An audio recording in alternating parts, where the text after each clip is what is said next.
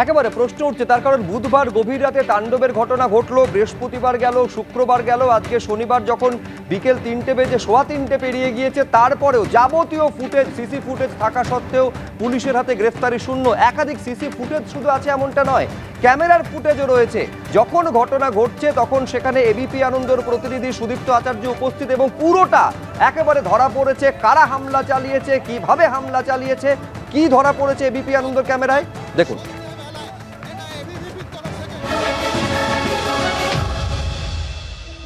রীতিমতো উত্তপ্ত যাদবপুর বিশ্ববিদ্যালয় চত্বর। আমরা দেখতে পাচ্ছি এবিভিপি সমর্থক তারা কিন্তু বামপন্থী ছাত্র সংগঠনের যে সমস্ত পোস্টার, ফেস্টুন, পতাকা রয়েছে সেগুলো ছিঁড়ে ফেলছে।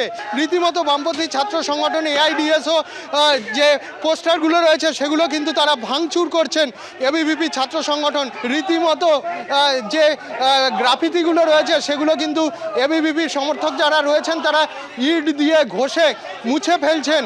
জেনারেল বডির মিটিং ডাকার কোনো অধিকার বামপন্থী ছাত্র সংগঠনগুলোর নেই এবং রাজ্য সরকার যেহেতু এই মুহূর্তে কোনো রকম ছাত্র নির্বাচন করতে চাইছে না, তাই জন্য তারা তার প্রতিবাদ করে এবং সেই সময় অন্তত 6 জন এবিভিপি সমর্থককে এসএফআই সহ বামপন্থী সমর্থকরা মারধর করে, এরকম অভিযোগ তারা করেন এবং তারপর তাদের কেপিসি মেডিকেল কলেজ হাসপাতালে নিয়ে যাওয়া হয়, সেখানে তাদের চিকিৎসা হয়।